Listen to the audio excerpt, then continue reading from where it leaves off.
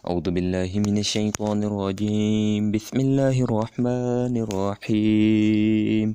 أم حسبتم أن تدخلوا الجنة ولما يأتيكم مثل الذين خلوا من قبلكم مستهم البأساء والضراء وزلزلوا حتى يقول الرسول والذين آمنوا معه حتى متى نصر الله ألا إن نصر الله قريب. يسألونك ماذا ينفقون قل ما أنفقتم من خير فللوالدين والأقربين واليتامى والمساكين وابن السبيل وما تفعلوا من خير فإن الله به عليم. كتب عليكم القتال وهو كره لكم وعسى أن تكرهوا شيئا وهو خير لكم وعسى أن تحبوا شيئا وهو شر لكم والله يعلم وأنتم لا تعلمون.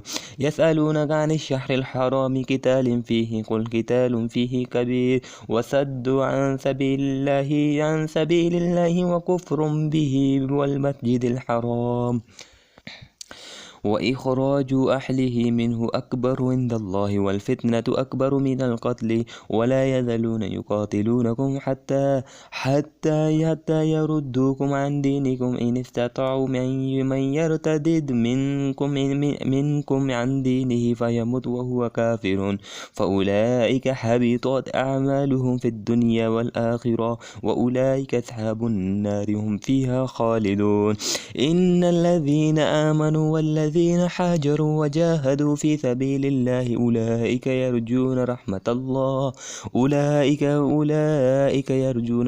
الله والله غفور رحيم. يسألونك عن الخمر والميسر قل فيهما اسم كبير ومنافع للناس واسمهما أكبر من نفعهما ويسألونك ماذا ينفقون قل العفو كذلك يبين الله لكم الآيات لعلكم تتفكرون في الدنيا والآخرة. ويسألونك عن اليتامى قل إصلاح لهم خير وإن تخالطوهم فإخوانكم والله يعلم المفسد من المصلح ولو شاء الله لأعنتكم إن الله عزيز حكيم. ولا تنكحوا المشركات حتى يؤمنا ولا أمة مؤمنة خير من مشركة ولو أعجبتكم ولا تنكحوا المشركين حتى يؤمنون ولا عبد مؤمن خير من مشرك ولو أعجبكم أولئك يدعون إلى النار والله يدعو إلى الجنة والمغفرة بإذنه ويبين آياته للناس لعلهم يتذكرون.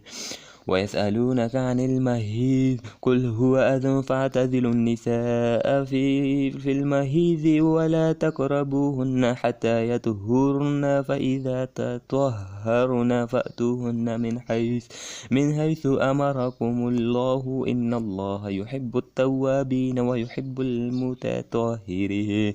نساؤكم حرث لكم فأتوا حرثكم أن شئتم وقدموا لأنفسكم واتقوا الله واعلموا أنكم ملاقوه وبشر المؤمنين.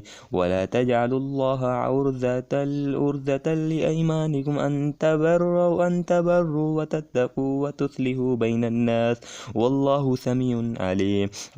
لا يؤاخذكم الله باللغو في أيمانكم ولكن يؤاخذكم بما كسبت قلوبكم والله غفور